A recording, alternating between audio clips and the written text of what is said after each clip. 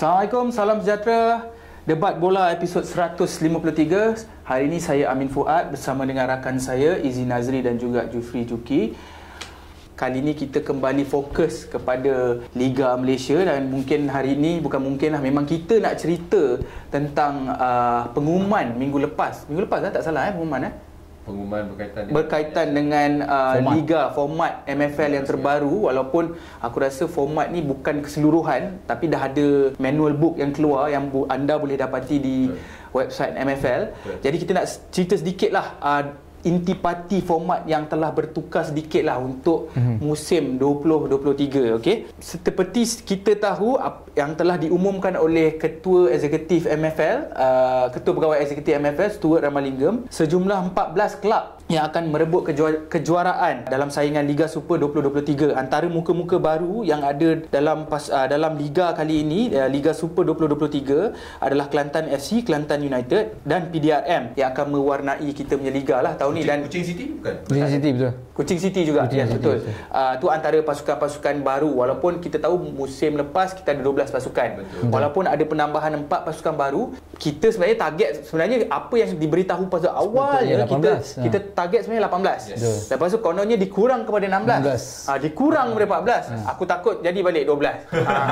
Kita tahu Liga Perdana sudah dimansuhkan dan akan digantikan dengan Liga Simpanan. Tapi kita cerita dulu tentang Liga Super. Apa pandangan kau dengan 14 pasukan ni?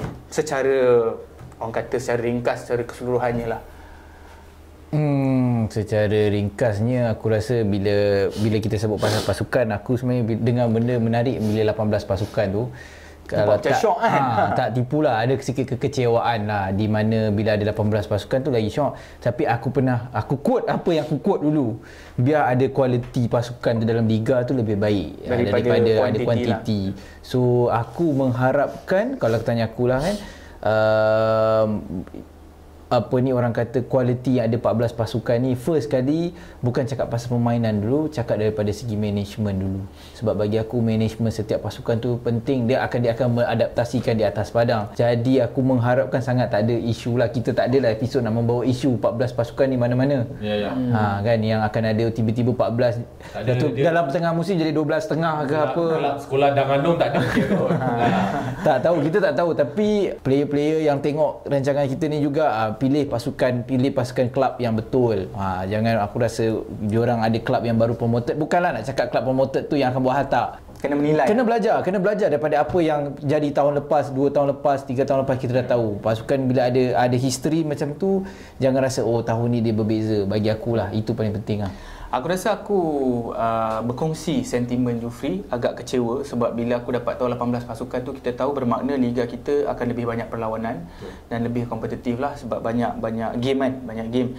Dan kita tahu kenapa 18 tu dari 18 tu kenapa jadi 14. Sebab pasukan Melaka United dan Sarawak United gagal untuk mendapat lesen kebangsaan untuk bertanding sebab ada masalah pembayaran gaji. So 2 pasukan situ dah kurang. Betul. PJ City menarik diri kerana masalah dana dan juga mereka mahu mencari orang kata investor ataupun pemilik baru, gagal.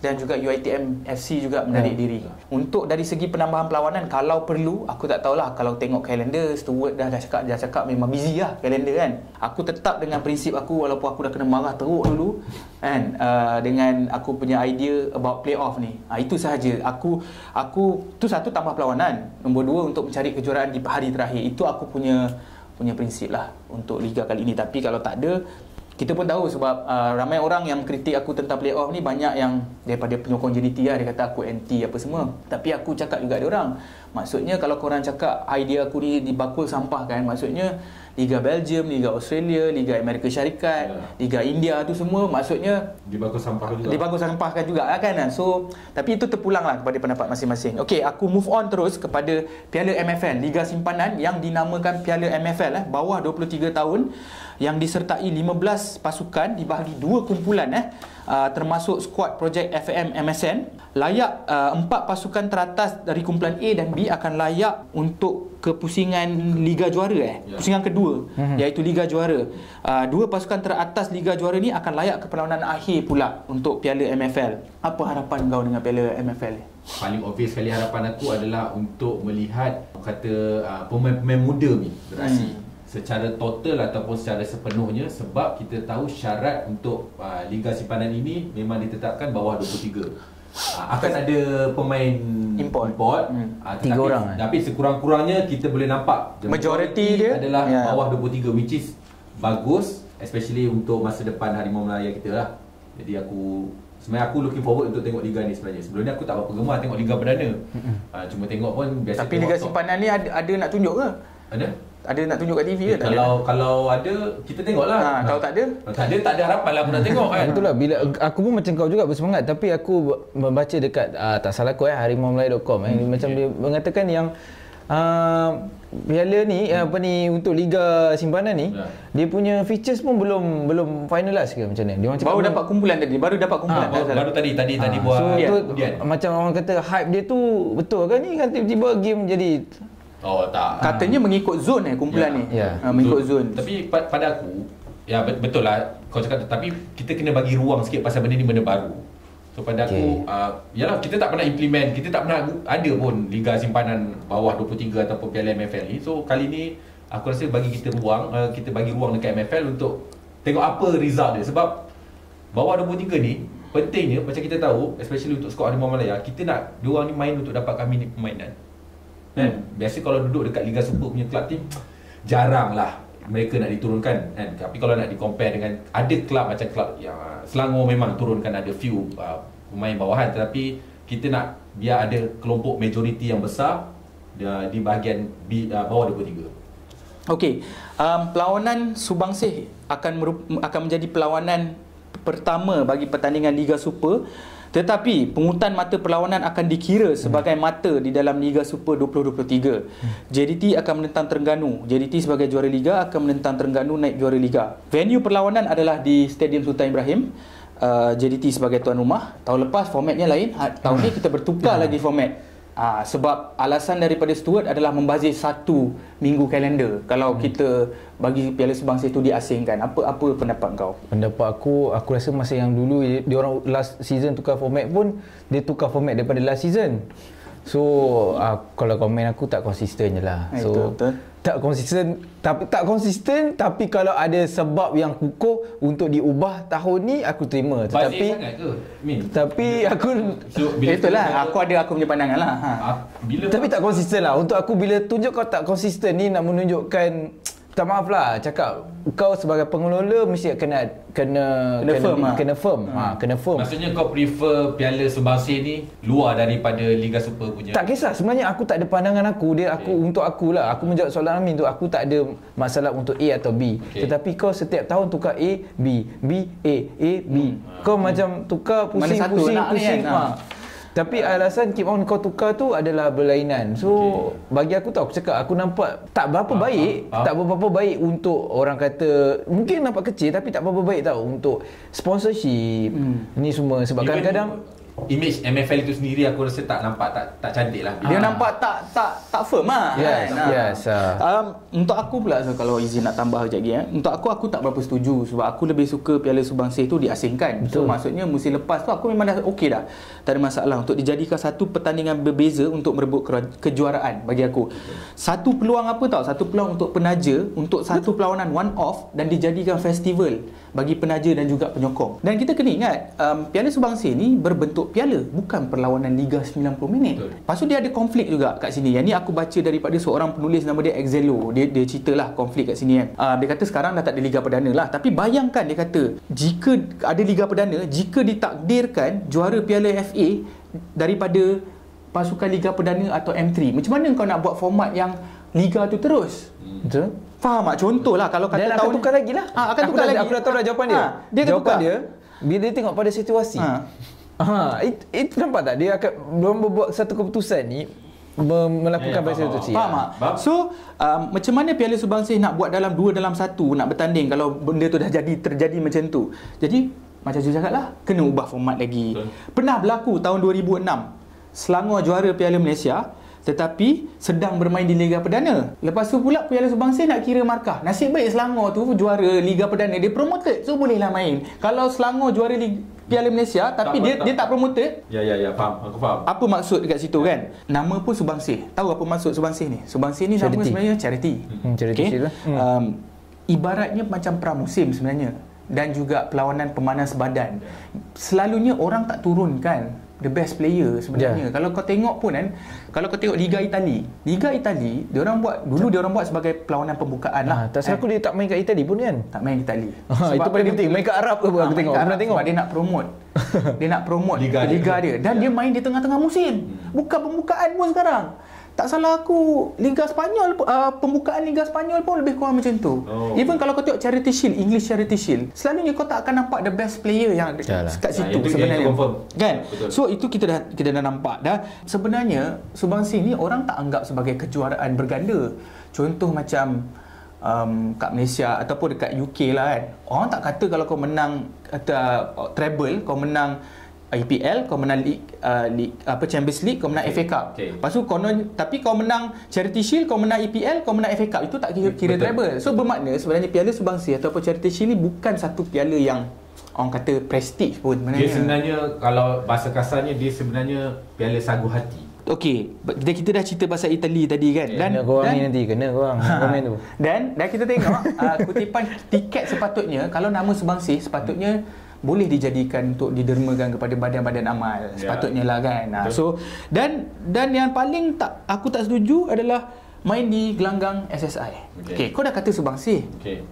Tapi penyokong Terengganu berapa ribu pula tiket dia orang dapat. Dan aku tak salahkan JDT sebab benda ni liga juga untuk dia orang. Dia orang berhak untuk menentukan sebagai tuan rumah berapa ribu yang dia nak bagi dekat away fans. Tapi kat away fans pula Terengganu rasa macam ni perlawanan Subansih. Kenapa aku ada 500 orang je boleh datang? Sepatutnya 50-50 lah, ibarat begitulah. Tapi tak, dia sebenarnya kau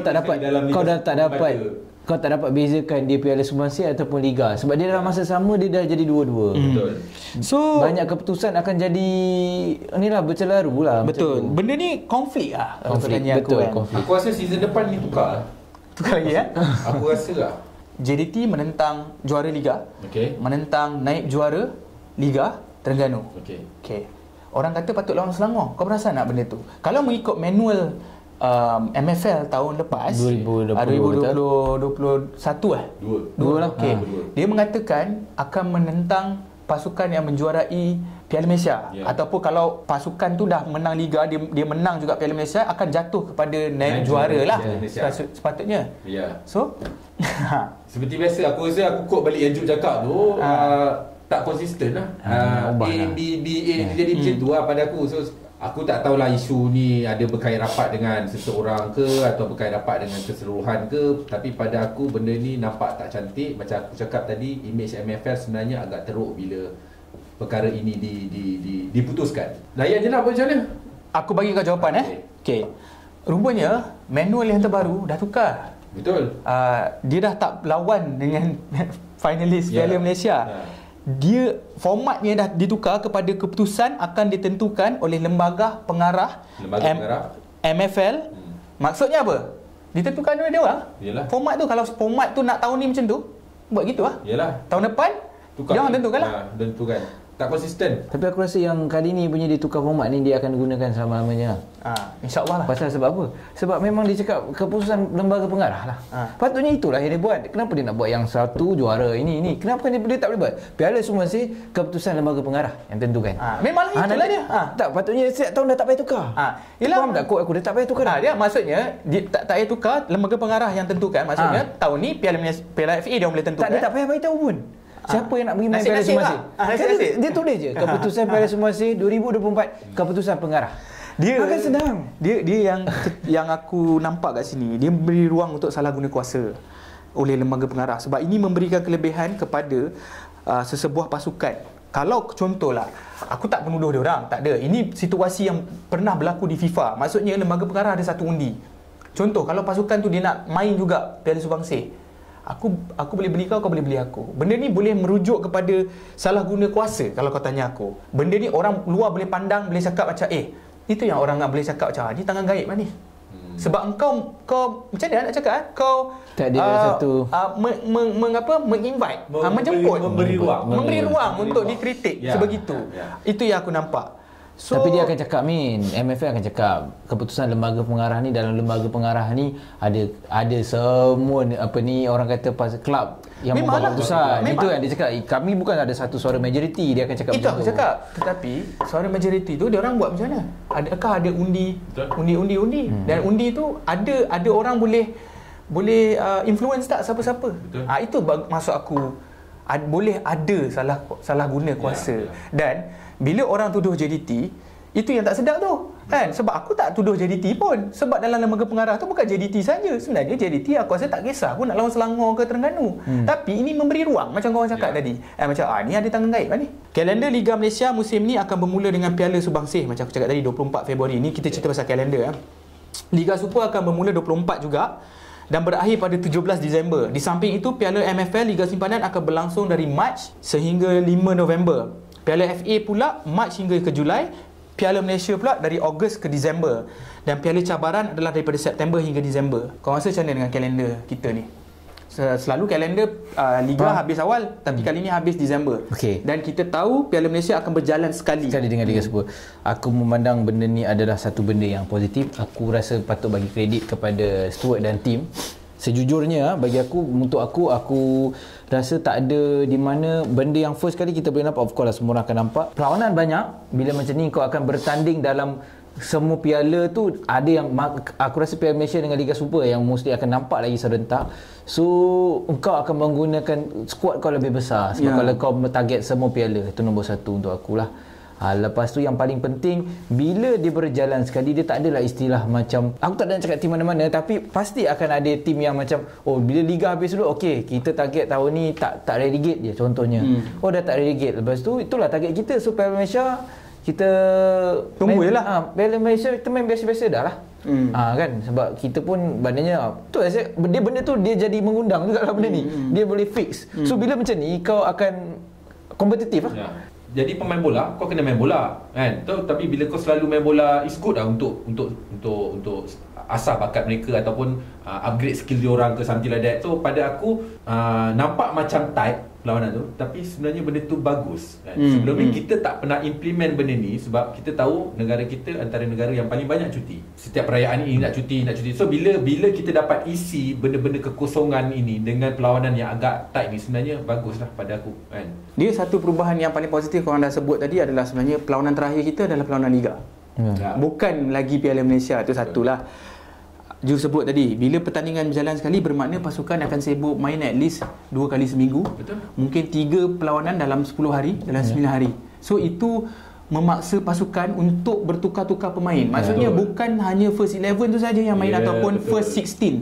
Bermaksud 25 orang tu. Mana akan dapat dan kita sedia maklum, skuad yang besar, skuad yang lebih baik akan dapat apa orang kata advantage lah, seperti macam JDT apa semua kan. Tapi kalau bukan JDT pun, pasukan lain pun akan dipaksa sebab nak mengelak daripada kepenatan dan juga kecederaan. Dan secara tak langsung, walaupun tim tu dia boleh mengguna pakai lah semua player. Player itu yang paling penting kan. Dan mungkin boleh absorb kan daripada reserve dia kan. Dan juga kalau kita tengok apa yang pertahanan KL Giancarlo cakap, Ali Foucault, dia ada cakap, dia kata macam Abdul Juf ada sebut tadi, dia kata mungkin ada pasukan yang sudah mencapai sasaran lebih awal seperti tidak berada di kedudukan cerut, tapi mereka mungkin sudah tidak lagi mahu menumpukan perhatian, hanya menunggu kejohanan Piala Malaysia. Dia pun dah tahu dah. Dia pun tahu benda ni yang logik lah kan. Dia kata melalui situasi ni pasukan tiada pilihan lain selain perlu mengekalkan tahap kekuatan yang sama sepanjang musim. Format ni akan bagi banyak kebaikan lah. Kau tengah sedap main ni, momentum kau tengah sedap main ni. Tiba-tiba ada yang tengah-tengah tu macam lapang sikit. So lepas tu tiba nak kena continue game balik. So pada aku yang waktu lapang tu sebenarnya akan merencatkan momentum kau tu. Waktu sepak mula nak cerita. Liga Malaysia 2020 dilaksanakan seperti yang dicadangkan oleh pemain ke-12. Bukan kita lah. Ada waktu sepak mula yang baru diperkenalkan. Kalau di Semenanjung ada 3 waktu atau 4 termasuk Ramadan. Waktu petang 5.15 atau 5.30. Waktu malam 8 suku 8.15 atau 9 malam. Dan waktu Ramadan di Semenanjung pukul 10. Tapi di Sabah Sarawak pula, Ramadan tak ada petang. Ada. Sabah Sarawak Liga Haram Sabah Sarawak pula 4.30 45 petang, 7.30 malam, 8 suku malam dan 9 suku malam lah. Ya, untuk Ramadan. Untuk Ramadan lah. Okey, langkah positif? Yes, confirm. Dari segi komersial, betul, itu adalah yang terbaik. Dan aku nak quote balik lah. Amin pernah cakap, bagusnya buat petang ni, aku boleh bawa anak aku. Kan? Instead of aku bawa anak aku malam, mungkin dia malam dah ngantuk, lah, tidur kan. Pukul 9 tahu-tahu duduk kat kursi stadium dah tak tidur. Tapi memang betul. Ada kawan-kawan yang bawa pergi tengok bola malam, anak mesti nak tidur. Tak tiba, tahu-tahu tak tiba lah kan. Daddy nak tidur, ayah nak tidur kan nanti. Tapi bila waktu petang ni adalah ruang sikit. Sekurang-kurangnya kau ada masa dengan keluarga, tapi buat aktiviti yang kau suka, which is tengok bola. Positifnya aku rasa salah satunya mungkin Jufri tambah sekejap lagi, satu mencetus pasaran baru lah, macam Izzy cakap tadi, di mana orang yang berkeluarga lebih gemar dan untuk datang waktu petang disebabkan mungkin sebab anak-anak minat bola tapi tak sesuai nak datang waktu malam. Mungkin nak tidur awal ke sebagainya. Dan juga kita boleh tengok waktu petang tersebut tu juga boleh dijadikan sebagai aktiviti di hari Minggu. Betul. Contoh, mungkin macam kenduri kahwin, kau nak pergi makan malam, kau boleh pergi lagi. Tapi sebab petang dah settle, malam kau boleh pergi pula. Betul. Tapi kalau perlawanan malam, mungkin kau tak boleh pergi untuk kenduri kahwin ataupun kau punya rancangan waktu malam tu lah kan. Kau boleh settle waktu petang. So itu salah satulah. Dan waktu petang juga baik kau tak perlu tergesa-gesa nak kejar solat maghrib lah. And kau settle solat asar, kau solat kat stadium ke, betul, sebelum maghrib kau dah boleh balik ataupun kau maghrib kat rumah. Dan apabila ada 3 waktu berlainan ni, ini akan memberi kelebihan kepada penonton di rumah untuk menyaksikan perlawanan-perlawanan besar yang berlaku dalam minggu yang sama. Betul. Sebagai contoh, kan, selama ni kita ada satu je dulu 9 malam. Betul. JDT lawan KL, Selangor lawan Terengganu, tapi pukul 9. Mana satu kau nak pilih ni? Tapi bila ada pilihan-pilihan main petang, main malam ataupun main 8.30 dulu, main ni, kita dapat memilih untuk menonton semua game lah kalau berada di rumah lah. Betul. Dan juga dari segi komersial pula, kita tahu yang sebenarnya penonton yang tak nak tengok di TV ataupun di digital lah contohnya, dari segi viewership ataupun jumlah penonton yang nak tengok tu lebih baik, sebab kalau kau semua dalam satu masa, dia punya jumlah viewership tu akan dibahagi. Faham tak contoh? Faham tak? Contoh, tapi bila perlawanan asing, maksudnya pukul 5.30 petang kita dapat 1 juta viewership. Pukul 9.30 kita akan dapat 1 juta juga, contoh. So tak perlu dibahagi. So benda ni baik dari segi komersial. Bila kau nak jual kat penaja, kau cakap viewership kita konsisten setiap perlawanan. Instead of actually satu perlawanan ni 1 juta, yang lain semua tak ada. Mungkin 20,000, 30,000. Itu yang terjadi bila kau ada satu je waktu sepak mula lah. Itu dari segi komersial. MFL boleh jual hak penyiaran dengan lebih senang. Juga dari segi komersial lah, maksudnya penaja ataupun hak penyiaran tu boleh pilih lah mana apa orang kata mana satu dari segi dia akan dapat advantage lah, sebab orang nak tengok TV dia nak viewership. Betul. Tapi kalau satu sepak mula satu time je, orang akan fokus satu je. Tapi bila banyak, itulah yang boleh dibahagi orang kata boleh asingkan. Kita sebenarnya bila bagi option dekat option yang banyak kepada penonton, kita akan dapat pulangan yang banyak berdasarkan option-option yang kita sediakan tu. Which is good lah sebenarnya benda tu. Okey, lagi satu, kenapa pasukan Kelantan main semua away game sahaja bulan Ramadan? Sebab kerajaan negeri Kelantan tak bagi main home. Ni dah pernah cakap juga tahun lepas. Kita ada cakap okey, cuma ada orang sebut ni ada orang kita sebut Kelantan juga ni. Pasal yang waktu kick off bulan Ramadan ni, dia cakap, dia kata dia faham Ramadan kita nak hormat buka puasa, kita nak sembahyang tarawih, main 10 malam. Cuma dia cakap dari segi fizikal, dia cakap 10 malam ni patut orang dah berehat. Takkan nak habis pukul 12, dia cakap kan. Dia kata tak elok untuk badan sebenarnya, dia cakap kan. Sebenarnya waktu tu adalah waktu badan kita berehat. Sebab dia kata kenapa dekat Liga Eropah banyak je pemain Muslim, tapi diorang main je waktu orang kata waktu bukan tengah puasa lah. Sebab kita tengok kebiasaan macam Mane apa semua tu. Mane ataupun Pogba ke siapa-siapa yang berpuasa, Ozil yang berpuasa semua kan. So dia kata kenapa kita perlu main pukul 10 malam, kenapa kita tak main pukul 8.30 lepas buka puasa? Sebab ada tarawih tu lah. Tapi itulah, itu pandangan masing-masing. Aku merasakan macam tarawih tu sebenarnya sunat sebenarnya, tapi cuma ada orang pula cakap nanti kalau waktu tarawih tak ramai orang pergi. Aku tak rasa benda tu menjadi isu. Aku still rasa kalau kau buat pukul 9 pun mungkin akan ada juga orang datang. Apa yang orang tu cakap, tak salah, tapi apa yang kita implement di Malaysia itu tak salah. Betul. Aku pun rasa tak ada masalah pun untuk sana tak salah, sini pun tak salah. Cuma kita kena memahami geografi di sensitivity juga di Malaysia berbeza dengan di luar. Sana cuacanya mungkin petang tu sejuk kan. Kita petang kita agak terik. Jadi dah lah nak main petang, main bulan puasa. Jadi pada aku ketaksesuaian dari segi tapi cuaca tu sebenarnya hari perlawanan tu sekali seminggu je. Mana? Waktu bulan Ramadan. Maknanya bukanlah kau kena skip setiap kali tarawih, betul lah kan. So, dan bagi aku yalah, aku faham benda ni lah. Dia macam chicken and egg dia macam 50-50 benda ni. Aku faham argument dia. Dia cakap macam takkan kau nak habis pukul 12 kan. Dia cakap macam tu lah. Tak elok untuk badan, dia kata sebagai fizikal kan. But itulah, itu yang terjadi. Dan Liga Arab mula pukul 11 malam kalau kau nak tahu. Kalau aku tak bersama dia lah dalam isu itu. Aku just rasa 10 malam tu mungkin sensitivity dan sebagainya, tapi untuk dia menjawab kalau opinion dia tu aku tak bersetujulah. Aku rasa tak ada, sebagai atlet profesional bukanlah macam boleh je, tak. Bagi aku tak ada mendatangkan orang kata isu kepada badan. Tapi aku faham juga viewer dia, sebab dari segi saintifik badan kita sebenarnya tak elok tau bersukan pada waktu malam. Sebenar-benarnya lah, especially professional athlete yang kita push 100%. That's why aku faham argument dia sebenarnya. Tapi itulah, kita punya sensitivity, nak kena jalan juga. So itu dah ditentukan, kita jalan lah. Betul. Kan? Okey. Syarikat mana yang bakal dapat hak penyiaran untuk menyiarkan Liga Malaysia musim ni? Setahu aku Al Hijrah. Astro. Aku difahamkan. Astro betul tak? Tu khabar angin lah. Aku difahamkan Astro. Akan tetapi aku dengar ni Netflix bukan? Logiknya ia juga sebab penyiaran ni pengumuman MFL tu dekat Astro. Bukan sebab apa. Kita cuba compare dengan musim lepas. Sebenarnya orang dah okey je nak tengok dekat YouTube Liga Super, tapi mungkin kualitinya terlalu banyak sangat komplain berkaitan kualiti. Mungkin Astro kalau dapat hak penyiaran ni, mungkin sesuainya dekat Astro lah in terms of kualiti pada aku kan? Dia ada orang dia cakap Astro dan juga RTM akan dapat sikit. Kalau Unify ni ialah memang soal kualiti lah. Memang tak berapa baik, tapi lebih senang capai penonton melalui YouTube lah. Betul. Kalau dekat YouTube. Tapi kita kena ingat sebelum ni pun kita patutnya membayar sebenarnya kita nak tengok. Tapi tahun lepas free, percuma kan.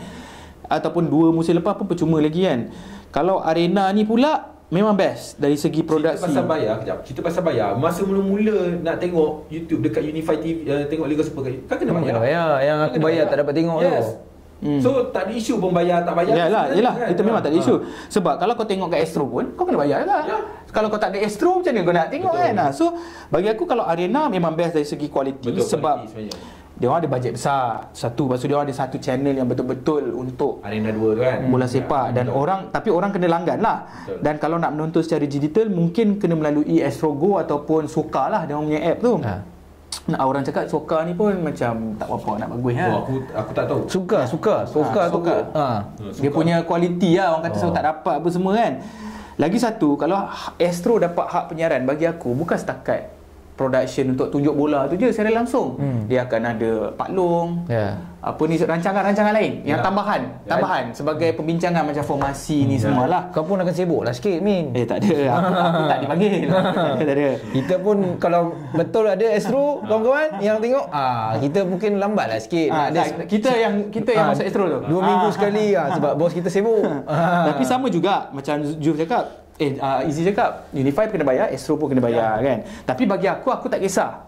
Sebab apa? At the end of the day, sepatutnya hak penyiaran ni kena pergi kepada siapa yang memberi tawaran yang terbaik. Betul. Sebab duitnya akan pergi ke kelab kan. Astro ataupun Unify, bagi aku sebenarnya itu yang paling penting sebenarnya kan. So itulah, kita kena anggap bola sepak ni adalah produk ataupun servis yang perlu dibayar. Kan? So itu yang perlu kita tenungkan lah. Dan last sekali, operator Liga Malaysia Football League telah sahkan tentang penggunaan teknologi VAR untuk musim ini. Namun mungkin akan dilaksanakan di peringkat terakhir Piala Malaysia. Datuk Amidin, insya-Allah kita akan membuat satu pengumuman menerusi Jawatan Kuasa Pengadil MFL, dan kita akan bermula tahun ini kalau semuanya berjalan lancar, tapi bukan untuk semua perlawanan, tambahnya lagi. Kenapa bukan untuk semua perlawanan? Kita akan berterusan jadi perkara ini tidak boleh bermula dengan liga kerana melibatkan kos. Jadi kita harapkan semua peminat bersabar. Sudah bersediakah kita dengan teknologi VAR ataupun VAR? Okay, aku rasa aku happy kalau betul-betul ada event, kalau ada time final ke apa, sebab aku ini adalah sikit kan. Minta maaf lah cakap, sebab maksudnya bila dia cakap ada tu aku tak tahu bila ada tu lah kan. Tapi kalau ikutkan daripada announcement tu semua dah start hantar referee, which is aku rasa seperti yang Ahmad Mulia cakap memang dah patut dah pun start dah sepatutnya. So hopefully boleh start mid of the season, itu optimis. Tetapi realistiknya tak apalah, it's not rushing, but kena start lah juga. Apa-apa pun ada dah. Dengan satu, mula dengan dua pun tak apa. Perang-perang besar ke kan. Kalau ikut pengadil Sukidin Saleh kata kita tak bersedia lagi, lebih baik fokus dulu tentang pembangunan pengadil. Ini dia bercakap tahun lepas lah. Tapi dari segi kos memang akan kos tambahan lah. Dan kita tahu setiap liga mempunyai kos yang berbeza, dan secara average-nya rasanya satu pasukan untuk satu musim lebih kurang RM500,000 kan. Okey lah kau spend 10 juta kan, RM500,000 tu pergilah kat VAR kalau kau nak kualiti yang lebih baik lah kan. Dan kita tahu dari segi infrastruktur berapa banyak stadium yang bersedia. Mungkin SSI, mungkin Bukit Jalil. Kalau yang tak bersedia tu kena tambah lagi tu duit tu.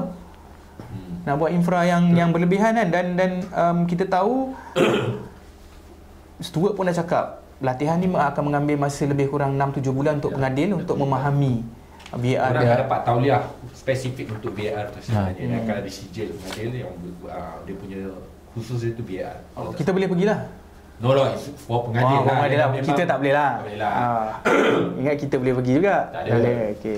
So aku rasa kita nak celah sikit lah. Okay. Lanjut kita dah borak pasal liga yang bakal berlaku. Yes. Ada nampak mana-mana promosi apa panggil lah? Promosi periklanan tak dengan liga ni. Aku duk tercari tak ada. Memang mula-mula ke atau memang takkan ada ke macam mana? Memang tak pernah ada pun. Sejak pernah ada. Pernah ada ke promosi bola? Jadi tak adalah baru sangat pun liga ni. Sebab kita difahamkan musim baru banyak benda yang baru. Ada logo baru lah. Logo baru? Logo baru yang tak baru. Kau cakap logo yang patah tu pun agak macam recycle, buang sikit, godek-godek sikit. Bila kau tanya ada promo, tak, tapi pernah ke ada promo? Buat gini-gini. Ya, ada boleh. Tak, bila kau cakap pasal promo tu aku tak tahu, tak pernah ada pun wujud kan. Tapi benda kalau MFL tengok ni minta tolong lah memandangkan minta keluar kat apa, MSI ke dekat tak ni. Tak ada, bagi aku paling simple apa tau. Paling simple, kau ambil duta, kau lantik seorang duta ataupun kau ambil 10 influencer untuk promote liga kita. Dekat TikTok ke apa. Tapi kena bayar sikit lah. Tak apalah. Kalau politik boleh dibayar. Kalau ahli politik boleh bayar duit. MFL tak ada duit. Kena usut lah benda tu. You cerita je nak buat. Ambil lah apa Merkin ke apa kan. Merkin tak kisahlah. Tak kisahlah apa influencer yang mana. Tak payah Merkin tu pelakon. Ambil lah. Merkin tu pernah keluar video kita tau. Pernah keluar video dekat stadium. Aku baru perasan. Pernah keluar video kita. Ambil interview dekat stadium. Tapi tak adalah, dia cadangan. Ada duta. Kami bayar mungkin tu masa tak ada duta ataupun pelakon. Aku pun baru tahu. Tak tahu.